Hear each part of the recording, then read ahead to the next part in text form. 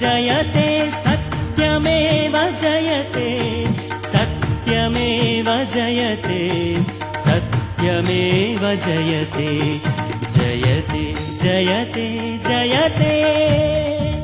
ನಮಸ್ಕಾರ ವೀಕ್ಷಕರೇ, ನಮ್ಮ RTO ಕಚೇರಿನಲ್ಲಿ ಹಂಗೇನಿಲ್ಲ, ಆರೋಪ ಸತ್ಯಕ್ಕೆ ದೂರ ಅಂದ್ರು ಮಧುರಾರವರು.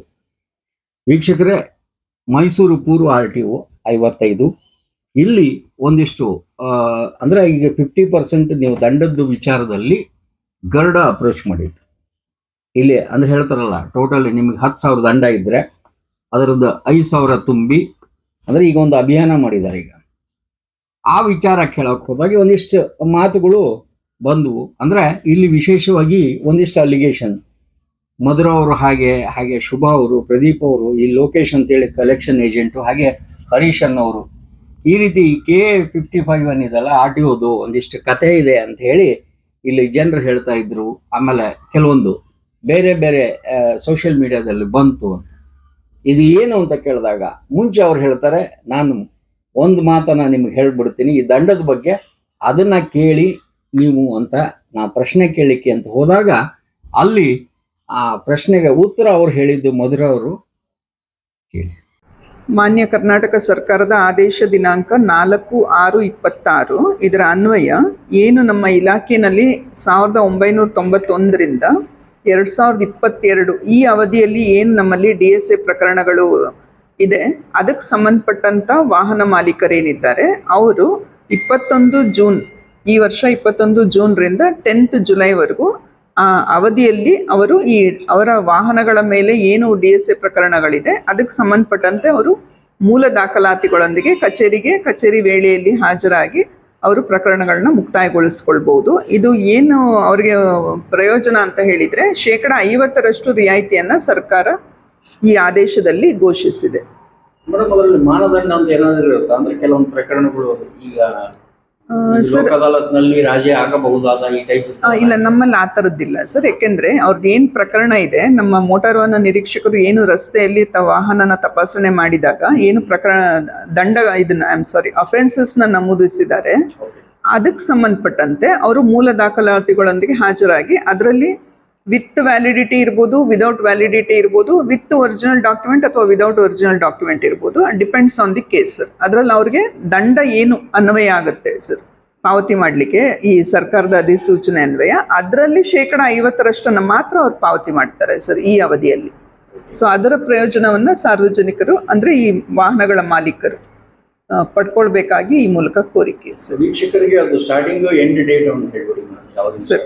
21 ಜೂನ್ 2026ರಿಂದ 10 ಜುಲೈ 2026 ಈ ಅವಧಿಯಲ್ಲಿ 1991ರಿಂದ 2022 ಈ ಅವಧಿಯಲ್ಲಿ ಏನ್ ಪ್ರಕರಣಗಳು ದಾಖಲಾಗಿತ್ತು ಅವರ ವಾಹನಗಳ ಮೇಲೆ ಅದನ್ನ ಅವರು ಮುಗಿಸ್ಕೊಳ್ಬಹುದು ಸರ್.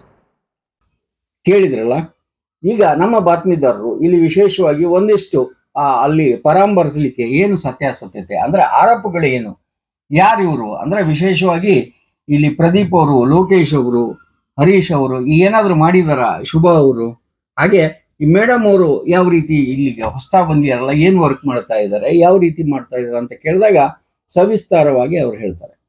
ಅವ್ರು ಹೇಳೋದು ಒಂದೇ, ನಮ್ಗೆ ಕರ್ಗಿದ್ದೀರಂದ್ರೆ ಬೆಳ್ಳಗಿದ್ದೀರಂದ್ರೆ ಒಪ್ಕೋಬಹುದು, ಬೆಳ್ಳಗಿದ್ದು ಬಿಸಿಲಲ್ಲಿ ಕರಗಾಗಿದ್ದಾರೆ, ಹಸಿರಿದ್ದೀರಿ ನೀಲಿ ಇದ್ದೀರಿ ಅನ್ನೋ ಅರ್ಥದಲ್ಲಿ ಎಲ್ಲಾರು ಹೇಳ್ತಾ ಹೋದ್ರೆ ನಮಗೂ ಒಂದು ರೀತಿಯಿಂದ ತೇಜವೂ ಅದೇ. ಅದು ಅಂದ್ರೆ ನಮಗೂ ಮಕ್ಕಳು ಮರಿ ಇರ್ತಾರೆ, ಏನೋ ಅದು ಟಿವಿನಲ್ಲಿ ಬಂತಂತಲ್ಲ, ಏನೋ ಹಿಂಗ್ ಬಂತಲ್ಲ ಅಂತ ಕೇಳೋದಕ್ಕೆ ಅವ್ರಿಗೆ ಉತ್ತರ ಕೊಡೋದ್ರಲ್ಲಿ ನಾವು ಹೈರಾಣ ಆಗ್ತೀವಿ. ಏನು ಮಾಡಿದ್ರೆ ನಾವು ಅನ್ಸ್ಕೋಬೇಕು ಅಂದ್ರೆ ನಮ್ಗೆ ಹೇಗೆ ಆಗ್ತದೆ, ನಾವು ಆ ರೀತಿ ಇದ್ದಾಗ ಕ್ರಮ ಕೈಗೊಳ್ತೀವಿ ಅನ್ನೋ ಅರ್ಥದಲ್ಲಿ. ಹಾಗೆ ಏನೇನು ಆಯ್ತು ಅಂತ ಹೇಳಿ, ಹಾಗೆ ಇಲ್ಲಿ ವಿಶೇಷವಾಗಿ ಮೇಡಮ್ ಅವರು ಸ್ವಲ್ಪ ಸ್ಟ್ರಿಕ್ಟ್ ಇರೋದ್ರಿಂದ ಎಲ್ಲೋ ಒಂದು ಕಡೆ ಕೆಲವೊಂದು ಅತೃಪ್ತ ಆತ್ಮಗಳು ಅವರನ್ನ ಬೆನ್ನು ಹತ್ತಿದಾವೆ ಅಂತ ಹೇಳಿ ಅಲ್ಲಿ ಜನ ಹೇಳ್ತಾ ಇದ್ರು. ಈಗ ಮೇಡಮ್ ಹೇಳ್ತಾರಲ್ಲ, ನಮ್ಗೆ ಯಾವ್ದು ಬೇಡ ಆಗ್ಯದ, ಕೆಲವೊಂದು ಡ್ರೈವಿಂಗ್ ಲೈಸೆನ್ಸ್ನ ಅಂದ್ರೆ ಅಲ್ಲಿ ಈಗ ಏನು ಕಲಿಸ್ತಾರಲ್ಲ ಡ್ರೈವಿಂಗ್ ಸ್ಕೂಲ್ ಲೈಸೆನ್ಸ್ನ ನಾವು ಕ್ಯಾನ್ಸಲ್ ಮಾಡಿದ್ದೀವಿ ಒಂದು ಲಿಸ್ಟ್ ಹೇಳ್ತಾರೆ. ಜೊತೆಗೆ ಅಲ್ಲಿ ಏನೇನು RTOದಲ್ಲಿ ಕ್ರಮ ಕೈಗೊಂಡಿದ್ದೇನು, ಟಾರ್ಗೆಟ್ ಏನಾಯ್ತು ಎಲ್ಲ ಹೇಳ್ತಾರೆ. ಜೊತೆಗೆ ಈಗ ಯಾರು ಆರೋಪ ಆಗಿದ್ವಲ್ಲ, ಆರೋಪದ ಮೇಲೆ ವಿಶೇಷವಾಗಿ ಶುಭ ಅವ್ರನ್ನ, ಪ್ರದೀಪ್ ಅವ್ರನ್ನ, ಲೋಕೇಶ್ ಅವ್ರನ್ನ ಅಲ್ಲಿ ಗರುಡ ಸಪರೇಟ್ ಆಗಿ ಕೇಳಿದಾಗ, ಯಾಕಂದ್ರೆ ಅವ್ರಿಗೆ ಬೈಟ್ ಅವ್ರ ಕ್ಯಾಮ್ರಾ ನಿಂತ್ಕೊಂಡು ಅಲ್ಲಿ ಮಾತಾಡ್ಸೋಕ್ಕಾಗಲ್ಲ. ಕೇಳಿದಾಗ ಅವ್ರು ಹೇಳಿದ್ದು ಎಲ್ಲ ಸತ್ಯಕ್ಕೆ ದೂರ. ಇದು ಸತ್ಯ ಮೇವಜೈತೆ ಅಂತ ಹೇಳಿ ಎಪಿಸೋಡನ್ನು ನಾವು ತೋರಿಸ್ತಾ ಇದ್ದೀವಿ. ಜೊತೆಗೆ ಇಲ್ಲಿ ಹೇಳೋದು ಏನು ಸತ್ಯ ಇರತ್ತೆ ಅದು ಯಾವತ್ತಿದ್ರೂ ಹೊರ ಹೊಮ್ಮೆ ಹೊಮ್ತದೆ. ನಮಸ್ಕಾರ. ಮಧುರಾ ಮೇಡಮ್ ಅವರಿಗೆ ತಾವು ಇಲ್ಲಿ RTO ಕಚೇರಿದು ಚಾರ್ಜ್ ಯಾವತ್ತು? ನಾನು 1 ನವೆಂಬರ್ 2025 ಈ ಕಚೇರಿ ಮೈಸೂರು ಪೂರ್ವ ಪ್ರಾದೇಶಿಕ ಸಾರಿಗೆ ಕಚೇರಿಯ ಪ್ರಾದೇಶಿಕ ಸಾರಿಗೆ ಅಧಿಕಾರಿಯಾಗಿ ಪ್ರಭಾರವನ್ನು ವಹಿಸಿಕೊಂಡಿರ್ತೇನೆ. ಸೊ ಆ ದಿನದಿಂದ ಈ ದಿನದವರೆಗೆ ಕಚೇರಿಯು ನಮ್ಮ ಎಲ್ಲ ಸಿಬ್ಬಂದಿಯನ್ನೊಳಗೊಂಡಂತೆ, ಇನ್ನು ನಮ್ಮಲ್ಲಿ 2 ಮೋಟಾರ್ ವಾಹನ ನಿರೀಕ್ಷಕರಿದ್ದಾರೆ, ಎಲ್ಲರೂ ಕೂಡ ನಾವು ಜನಸ್ನೇಹಿಯಾಗಿ ಕೆಲಸ ಮಾಡ್ತಾ ಇದ್ದೇವೆ. ಮತ್ತು ನಮ್ಮ ಇಲಾಖೆ ತಮಗೆ ತಿಳಿದಿರೋ ಹಾಗೆ ಸಾರಥಿ ಮತ್ತು ವಾಹನ್ ಸರ್ವಿಸಸ್ ಏನಿದೆ, ಪರಿವಾಹನ್ ಅಡಿಯಲ್ಲಿ ನಾವು ಸಂಪೂರ್ಣವಾಗಿ ಆನ್ಲೈನ್ ಸೇವೆಯನ್ನು ನೀಡ್ತಾ ಇದ್ದೇವೆ. ಸೊ ಆದ್ದರಿಂದ ಕಚೇರಿಗೆ ಖುದ್ದಾಗಿ ಸಾರ್ವಜನಿಕರು ಬರಬೇಕಾದ ಅವಶ್ಯಕತೆ ಇಲ್ಲ.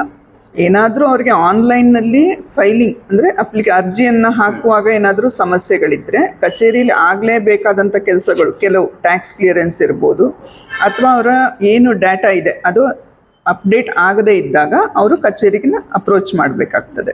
ಅದನ್ನು ಹೊರತುಪಡಿಸಿ ಸಾರಥಿ ಸೇವೆಗಳು ಸಂಪೂರ್ಣವಾಗಿ ಆನ್ಲೈನ್ ಇದೆ. ಅವರು ಆನ್ಲೈನ್ನಲ್ಲೇ ಅರ್ಜಿ, ಶುಲ್ಕ ಪಾವತಿ, ಡಾಕ್ಯುಮೆಂಟ್ಸ್ ಅಪ್ಲೋಡ್ ಎಲ್ಲವನ್ನೂ ಮಾಡಿಕೊಂಡು ನೇರವಾಗಿ ಅದು ಚಾಲನಾ ಪರೀಕ್ಷೆ ಏನಿದೆ ಅದಕ್ಕೆ ಅವರು ಹಾಜರಾಗ್ಬೋದು. ಅವರು ಸ್ಲಾಟ್ ಬುಕ್ ಮಾಡಿಕೊಂಡಂಥ ದಿನದಂದು. ಇದಕ್ಕೆ ಅವರು ಡ್ರೈವಿಂಗ್ ಶಾಲೆಗಳ ಮೂಲಕ ಬರಬೇಕು ಅನ್ನೋದು ಕೂಡ ಇಲ್ಲ, ಅದು ಮೋಟಾರ್ ವಾಹನ ನಿಯಮಗಳಲ್ಲೂ ಇಲ್ಲ. ಮತ್ತು ರೂಢಿಗತವಾಗಿಯೂ ಕೂಡ ಅವರು ಚಾಲನಾ ತರಬೇತಿ ಶಾಲೆಗಳ ಮೂಲಕವೇ ಬರಬೇಕು ಅಂತೇಳಿ ಕಡ್ಡಾಯ ಇಲ್ಲ. ಸಾರಿಗೆ ವಾಹನಗಳಾದರೆ ಮಾತ್ರ, ಅಂದರೆ ಹೆವಿ ವೆಹಿಕಲ್ಸ್ ಆದಾಗ ಮಾತ್ರ ಅವರು ಡ್ರೈವಿಂಗ್ ಶಾಲೆಯ ಯಾವ ಶಾಲೆಯಲ್ಲಿ ಅವರು ರಿಫ್ರೆಷರ್ ಟ್ರೈನಿಂಗ್ ಕೋರ್ಸ್ ಮಾಡ್ಕೊಂಡಿರ್ತಾರೆ ಅಲ್ಲಿ ಆ ಶಾಲೆಯ ಒಂದು ಸರ್ಟಿಫಿಕೇಟ್, ಪ್ರಮಾಣ ಪತ್ರ ನಮೂನೆ 5A ಅದರಲ್ಲಿ ಅವರು ಕೊಡಬೇಕಾಗ್ತದೆ ಅವರ ಅರ್ಜಿಯೊಡನೆ. ಆಗ ಮಾತ್ರ ಅವರು ಚಾಲನಾ ತರಬೇತಿ ಶಾಲೆಯ ಒಂದು ಪ್ರಮಾಣ ಪತ್ರವನ್ನು ಲಗತ್ತಿಸಬೇಕಾಗ್ತದೆ. ಮತ್ತು ಸಾರಿಗೆ ವಾಹನಗಳದ್ದು ಇದಿರ್ಬೋದು, ಯಾವುದು ಎಂಡಾಸ್ಮೆಂಟ್, ಅವ್ರ ಹತ್ರ ಆಲ್ರೆಡಿ DL ಇರುತ್ತೆ, ಅದ್ರ ಜೊತೆನಲ್ಲಿ ಅವರು ಎಂಡಾಸ್ಮೆಂಟ್ ಬೇಕಾದಾಗ ಅವರು ನಮೂನೆ 5 ಕೊಡ್ತಾರೆ.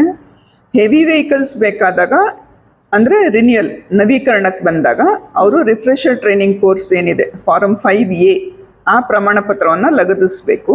ಅದನ್ನು ಹೊರತುಪಡಿಸಿ ಸಾರಿಗೆ ವಾಹನಗಳಿಗೆ ಅವರು ನಮೂನೆ 14 ಇದೆ, ಯಾವುದಕ್ಕೆ ಲರ್ನರ್ಸ್ ಲೈಸೆನ್ಸ್ಗೆ, ಕಲಿಕಾ ಚಾಲನಾ ಪತ್ರ ಏನಿದೆ ಅದಕ್ಕೆ ತರಬೇತಿ ಶಾಲೆಯ ಒಂದು ನಮೂನೆ 14 ಅವರಲ್ಲಿ ಎನ್ರೋಲ್ ಮಾಡಿಕೊಂಡು ತರಬೇತಿಯನ್ನು ಪಡೆದಿದ್ದಾರೆ ಅಂತೇಳಿ ಹಾಕಬೇಕಾಗ್ತದೆ.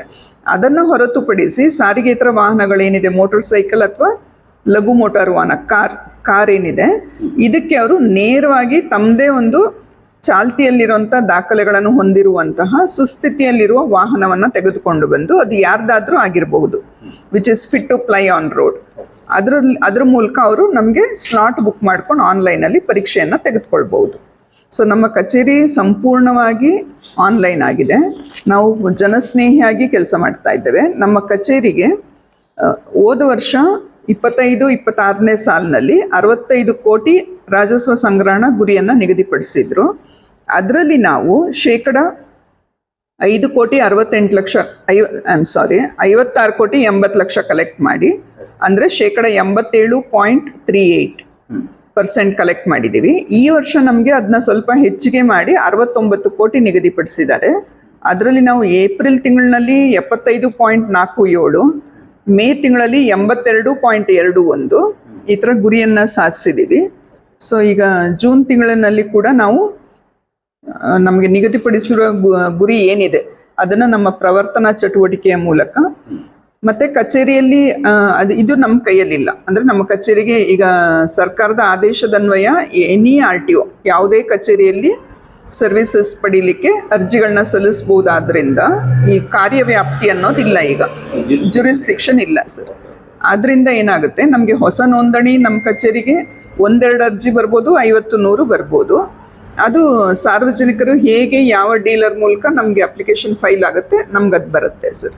ಈಗ ತಾವು ಕೂಡ ಈಗ ಡ್ರೈವಿಂಗ್ ಸ್ಕೂಲ್ ಮಾನಿಟರ್ ಮಾಡ್ತಾ ಇದ್ದೀರಿ. ಹೌದು ಸರ್, ಹೌದು ಸರ್. ಪ್ರಕಾರ ಪ್ಲಸ್ ಮೈನಸ್ ಎಲ್ಲ ಪರಾಮರ್ಶಿಸಿ ಕೆಲವೊಬ್ಬರ ಮೇಲೆ ಆಕ್ಷನ್ ಕೂಡ ತಗೊಂಡಿದ್ದೀವಿ. ಹೌದು ಸರ್.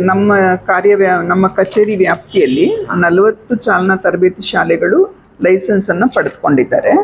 ಅದರಲ್ಲಿ ಈ ಫೆಬ್ರವರಿ ಮಾರ್ಚ್ ತಿಂಗಳಿನಲ್ಲಿ ಎಲ್ಲ 40 ಶಾಲೆಗಳನ್ನ ನಾನು ಮತ್ತು ನಮ್ಮ ಮೋಟಾರ್ ವಾಹನ ನಿರೀಕ್ಷಕರು ಒಡಗೂಡಿ ತಪಾಸಣೆಯನ್ನು ಮಾಡಿ ಕೇಂದ್ರ ಮೋಟಾರ್ ವಾಹನ ನಿಯಮಾವಳಿ ಏನಿದೆ ಸರ್ ಅದರ ಅಡಿಯಲ್ಲಿ ಯಾವ ಶಾಲೆಗಳು ಕಾರ್ಯನಿರ್ವಹಿಸ್ತಾ ಇರಲಿಲ್ಲ ನಿಯಮಗಳ ಅಡಿ ಅನುಸಾರ ಅದರಲ್ಲಿ 8 ಶಾಲೆಗಳ ಲೈಸೆನ್ಸನ್ನು ನಾವು ಡಿಸ್ಕ್ವಾಲಿಫೈ ಮಾಡಿದ್ದೀವಿ ಸರ್ ನಿಯಮ 28ರ ಅಡಿಯಲ್ಲಿ. ಇಲ್ಲಿ ಒಂದು ಕಡೆ ಮೇಡಮ್ ಅವ್ರದ್ದು ಮಧುರಾ ಮೇಡಮ್ ಅವ್ರ ಸ್ಟ್ರಿಕ್ಟ್ನೆಸ್ ಒಂದ್ಸತಿ ಮುಳು ಆಗ್ತದ ಅಂತ ಅನಿಸಿದ್ದು ಉಂಟು ತಮಗೆ? ಅಂದ್ರೆ ಬಹಳ ತುಂಬಾ ಸ್ಟ್ರಿಕ್ಟ್ ಇರ್ತಾರೆ, ಅವ್ರಿಗೆ ಜಾಸ್ತಿ ಕಾಡ್ತದೆ ಅಂತ, ಅಂದ್ರೆ ಜನರು ಇರ್ಬೋದು ಸರ್, ಆತ್ಮಗಳು ಅಂತ ಹೇಳ್ತಾರಲ್ಲ ಹಂಗೆ ಅಲ್ಲ ಇರ್ಬೋದು ಸರ್, ಇರಬಹುದು. ಯಾಕಂದ್ರೆ ಏನಾಗುತ್ತೆ, ಎಲ್ಲ ಅಧಿಕಾರಿಗಳು ಇಡೀ ಕರ್ನಾಟಕದಲ್ಲಿ ಒಂದೇ ರೀತಿಯಲ್ಲಿ ಕಾರ್ಯನಿರ್ವಹಿಸಲ್ಲ ಸರ್. ಅದೇ ನಿಯಮಗಳು, ಅದೇ ಪದ್ಧತಿಗಳು, ಅದೇ ಪ್ರೊಸೀಜರ್ಸ್ ಇದ್ರೂ ಕೂಡ ಅದನ್ನ ಜಾರಿಗೆ ತರುವ ರೀತಿಗಳು ಬೇರೆ ಬೇರೆ ಆಗಿರುತ್ತೆ ಸರ್. ಮತ್ತೆ ವೇ ಆಫ್ ಅಪ್ರೋಚ್ ಇರ್ಬೋದು, ಅಥವಾ ಒಂದು ಅಡ್ಮಿನಿಸ್ಟ್ರೇಷನ್ ಏನಿದೆ ಸರ್, ಅದು ಆಡಳಿತ ವೈಖರಿ ಸ್ವಲ್ಪ ಪ್ರತಿಯೊಬ್ಬ ಅಧಿಕಾರಿದು ವಿಭಿನ್ನವಾಗಿರೋದ್ರಿಂದ. ಸೊ ನನ್ನ ಒಂದು ಅಡ್ಮಿನಿಸ್ಟ್ರೇಷನ್ ಏನಿದೆ ಸರ್, ನಾನು 1991ನಲ್ಲಿ ಇಲಾಖೆಯಲ್ಲಿ ಜಾಯ್ನ್ ಆಗಿದ್ದು. ಸೊ ಇದು ಜೂನ್ 1ಗೆ ನನಗೆ ಈ ವರ್ಷಕ್ಕೆ 35 ವರ್ಷಗಳ ಸುದೀರ್ಘ ಸೇವೆಯನ್ನು ಸಲ್ಲಿಸಿದ್ದೀನಿ ಸರ್. ಪ್ರಥಮ ದರ್ಜೆ ಸಹಾಯಕಳಾಗಿ ನೇಮಕಾತಿ ಹೊಂದಿ ಇಲ್ಲಿಯವರೆಗೆ ನಾನು ಒಂದು 35 ವರ್ಷಗಳ ಸುದೀರ್ಘ ಸೇವೆಯನ್ನು ಇಲಾಖೆಯಲ್ಲಿ ಸಲ್ಲಿಸಿದ್ದೀನಿ. ಬೇರೆ ಬೇರೆ ಕಚೇರಿಗಳಲ್ಲಿ ಕೆಲಸ ಮಾಡಿದ್ದೀನಿ ಸರ್, ವಿವಿಧ ಹುದ್ದೆಗಳಲ್ಲಿ. ನಿಮ್ಮಲ್ಲಿ ರಾಜಸ್ವ ಸೋರಿಕೆ ಅಂತ ಯಾವುದು ಇಲ್ಲ ಅಂತ ಹೇಳ್ತಾರೆ ಸರ್? ರಾಜಸ್ವ ಸೋರಿಕೆ ಅಂತ ಯಾವುದು ನಮ್ಮಲ್ಲಿ ಇಲ್ಲ ಸರ್. ಯಾಕೆಂದ್ರೆ ಮುಂಚೆ ನಾವು ಮ್ಯಾನ್ಯುಯಲ್ ಆಗಿ ಟ್ಯಾಕ್ಸ್ ಫೀಸು ಬರೆದು ಆಕ್ಸೆಪ್ಟ್ ಮಾಡ್ತಾ ಇದ್ವಿ. ಆದ್ರೆ ಈಗ ಸಂಪೂರ್ಣವಾಗಿ ಅದು ಆನ್ಲೈನ್ ಆಗಿರೋದ್ರಿಂದ ಅದರಲ್ಲೇನೆ ಯಾವ ಒಂದು ವ್ಯವಹಾರಕ್ಕೆ ಅಂದ್ರೆ ಯಾವ ಅರ್ಜಿಗೆ ಸಂಬಂಧಿಸಿದಂತೆ ಅವ್ರಿಗೆ ಏನ್ ಕೆಲಸ ಆಗಬೇಕು ಅಂತ ನಾವು ಎಂಟ್ರಿ ಮಾಡಿದ ಕೂಡಲೇ ಸರ್, ಈಗ ಅದು ಮಾಲೀಕತ್ವ ವರ್ಗಾವಣೆ ಇರ್ಬೋದು, ಕಂತುಕರಾರು ಒಪ್ಪಂದ ರದ್ದತಿ ಅಥವಾ ವಿಳಾಸ ಬದಲಾವಣೆ ಯಾವುದೇ ಇದ್ರೂ ಕೂಡ ನಾವಲ್ಲಿ ಎಂಟ್ರಿ ಮಾಡಿದ ಕೂಡಲೇ ಸರ್ ಆ ಟ್ರಾನ್ಸಾಕ್ಷನ್ನ ಆಟೋಮ್ಯಾಟಿಕಲಿ ಏನು ನಿಯಮಗಳಿದೆ ಸರ್, ನಿಯಮ 32 ಹಾಗೂ 81 ಅದರ ಅಡಿಯಲ್ಲಿ ಅದಕ್ಕೆ ಏನು ಅನ್ವಯಿಸುತ್ತೆ ಆ ವ್ಯವಹಾರಕ್ಕೆ, ಶುಲ್ಕ ಇರ್ಬೋದು, ತೆರಿಗೆ ಇರ್ಬೋದು, ಅದು ಡಿಸ್ಪ್ಲೇ ಬಂದ್ಬಿಡುತ್ತೆ ಸರ್. ನೀವು ಎಸ್ ಸರ್, 100% ಟ್ರಾನ್ಸ್ಪರೆನ್ಸಿ ಇದೆ ಸರ್. ಈಗ ಎಲ್ಲೋ ಒಂದ್ ಕಡೆ ಪಾಪ, ಈಗ ನೀವು ಒಬ್ರು RTO ಆಗಿ ನಿಮ್ಮ ಆ ಛತ್ರಿ ಕೆಳಗೆ ನಿಂತ್ಕೊಂಡು ಕೆಲವು ಸ್ಟಾಫ್ಗಳನ್ನ ಕೂಡ ಕಾಪಾಡೋದು ಅಥವಾ ಅವ್ರ ಮಾರಲ್ ಬೂಸ್ಟ್ ಮಾಡೋದು ನಿಮ್ದೇ ಒಂದು ಜವಾಬ್ದಾರಿ ಇರುತ್ತೆ. ಹೌದು ಸರ್. ಈಗ ಒಂದು ವಿಚಾರದಲ್ಲಿ ಕೆಲವೊಂದು ಇತ್ತೀಚೆಗೆ ಯಾವುದೋ ಒಂದು ಈಗ ಮಾಧ್ಯಮನು ಇನ್ನೊಂದರಲ್ಲಿ ಈ ರೀತಿ ಕೆಲವೊಬ್ರು ಹಂಗ್ ಮಾಡಿದ್ರು ಹಿಂಗ್ ಮಾಡಿದ್ರು, ಇನ್ಕ್ಲೂಡಿಂಗ್ ನಿಮ್ಮ ಫೋಟೋಗಳನ್ನ ತೋರಿಸಿ ಒಂದು ರೀತಿಯಿಂದ ನಿಮ್ಗೆ ಮುಜುಗರ ಅಥವಾ ತೇಜೋದೇ ಆಗಿದೆ. ನೀವು ಅದ್ರ ಮೇಲೆ ಆಕ್ಷನ್ ತಗೋತಾ ಇದ್ದೀನಿ ಅಂತ ಕೂಡ ಹೇಳಿದ್ರಿ. ಅದು ದಟ್ ಇಸ್ ಒನ್ ಪಾರ್ಟ್ ಆಯ್ತು. ಈಗ ಏನೂ ಇಲ್ಲ ಅಂದಮೇಲೆ ಇಷ್ಟು ಅಧಿಕಾರಿಯಾಗಿ ನಿಮಗೆ ಎಷ್ಟು ಮಟ್ಟಿಗೆ ನೋವು ಇರುತ್ತೆ? ಅಂದ್ರೆ ಎಲ್ಲ ಸರಿ ಮಾಡ್ಕೊಂಡು ಹೋಗುವಾಗ ಸುಮ್ಮನೆ ಬಂದು ನಮ್ಗೆ ಸುಖ ಸುಮ್ಮನೆ ಈ ರೀತಿ ಮಾಡಿದ್ರು ತೇಜೋದೇ ಅನ್ಸುತ್ತಾ ಅಥವಾ ಹೇಗೆ? ಖಂಡಿತವಾಗ್ಲೂ ಸರ್. ಯಾಕಂತ ಹೇಳಿದ್ರೆ ಕಚೇರಿ ಬಹಳ ಒಂಥರ ಸಿಸ್ಟಮ್ಯಾಟಿಕ್ ಆಗಿ ನಡ್ಕೊಂಡು ಹೋಗ್ತಾ ಇದೆ ಸರ್. ಯಾವುದೇ ಪಬ್ಲಿಕ್ಕಿಗೆ ಯಾವುದೇ ತೊಂದರೆ ಇಲ್ಲ ಸರ್. ಬೆಳಿಗ್ಗೆಯಿಂದ ಸಂಜೆ ಯಾರೇ ಸಾರ್ವಜನಿಕರು ನನ್ನನ್ನು ಭೇಟಿ ಮಾಡಲಿಕ್ಕೆ ಮುಕ್ತವಾಗಿ ಅವಕಾಶ ಇದೆ ಸರ್. ನಮ್ಮ ಕಚೇರಿಯ ಸಿಬ್ಬಂದಿ, ಮೋಟಾರ್ ವಾಹನ ನಿರೀಕ್ಷಕರು ಒಳಗೊಂಡಂತೆ ತುಂಬ ಜನಸ್ನೇಹಿಯಾಗಿ ಕೆಲಸ ಮಾಡ್ತಾ ಇದ್ದೀವಿ ಸರ್. ಸೊ ಅದರಿಂದ ಇಲ್ಲಿ ಇದು ಯಾವುದೇ ಒಂದು ಆಧಾರ ಇಲ್ಲದೆ ನಿರಾಧಾರ ಬೇಸ್ಲೆಸ್ ಆರೋಪ ಸರ್. ಮತ್ತು ಇದು ಸೋಷಿಯಲ್ ಮೀಡಿಯಾದಲ್ಲಿ ಏನು ಅವರು ಹರಿಬಿಟ್ಟಿದ್ದಾರೆ ಅದು ಖಂಡಿತವಾಗ್ಲೂ ನನ್ನ ವೈಯಕ್ತಿಕ ಮಾನಹಾನಿ ಸರ್. ಆಮೇಲೆ ಅದು ಇರೋ ಫ್ಯಾಕ್ಟ್ಸ್ ಎಲ್ಲ ಸತ್ಯಕ್ಕೆ ದೂರ ಅಂತ ಹೇಳ್ತಾರೆ. ಹೌದು ಸರ್, ಸತ್ಯಕ್ಕೆ ದೂರವಾದದ್ದು ಸರ್. ಓಕೆ, ನಿಮ್ಮ ಸ್ಟಾಫ್ಗಳು ಮೇಡಮ್ ನಾವು ಏನೂ ಮಾಡಿಲ್ಲ, ನಮ್ಗೆ ಹಿಂಗೆಲ್ಲ ತೇಜೋವಧೆ ಆಗಿದೆ ಅಂತ ಬಂದು ಹೇಳ್ಕೊಂಡಿದ್ದು ಉಂಟಾ? ಈಗ ಬಂದು ಹೇಳ್ಕೊಂಡಿದ್ದಾರೆ ಸರ್. ಹಾಗಾಗಿ ಏನು ಸೂಕ್ತ ಕ್ರಮ ತಗೊಳ್ಬೋದು, ಮುಂದಿನ ಕ್ರಮ ಅಂತ ಹೇಳಿ ನಾವು ತಗೊಳ್ತೀವಿ ಸರ್. ಅವ್ರನ್ನ ವೈಯಕ್ತಿಕವಾಗಿ ನಾನು ಭೇಟಿ ಮಾಡಿ ಕೇಳ್ಬೋದಾ? ಕೇಳ್ಬೋದು ಸರ್. ಸರಿ, ಅಂದ್ರೆ ಕ್ಯಾಮ್ರಾದಲ್ಲೇ ಅಲ್ಲ, ಪರ್ಸನಲಿ ಹಂಗೆ ಕೇಳ್ಬೋದು. ಅಷ್ಟು ಮಟ್ಟಿಗೆ ಟ್ರಾನ್ಸ್ಪರೆನ್ಸಿ ಇಲ್ಲಿ ಇದೆ ಅಂತ ಇದೆ ಸರ್. ಧನ್ಯವಾದ. ಕಾರ್ಯಕ್ರಮದ ಪ್ರಾಯೋಜಕರು ಪ್ರಿಂಟ್ ಪಾಯಿಂಟ್, ಕಿಟಲ್ ಕಾಲೇಜ್ ಹತ್ತಿರ, PB ರೋಡ್, ಧಾರವಾಡ. ನಮ್ಮಲ್ಲಿ ಎಲ್ಲ ತರಹದ banner print, colour print, offset print ಸೇವೆ ಇದೆ. ಬ್ಯಾನರ್ ಆಗಲಿ ಕಲರ್ ಪ್ರಿಂಟ್ ಆಗಲಿ ಸ್ಪಷ್ಟತೆಗೆ ಕನ್ನಡಿ. Print point, the print solution under one roof.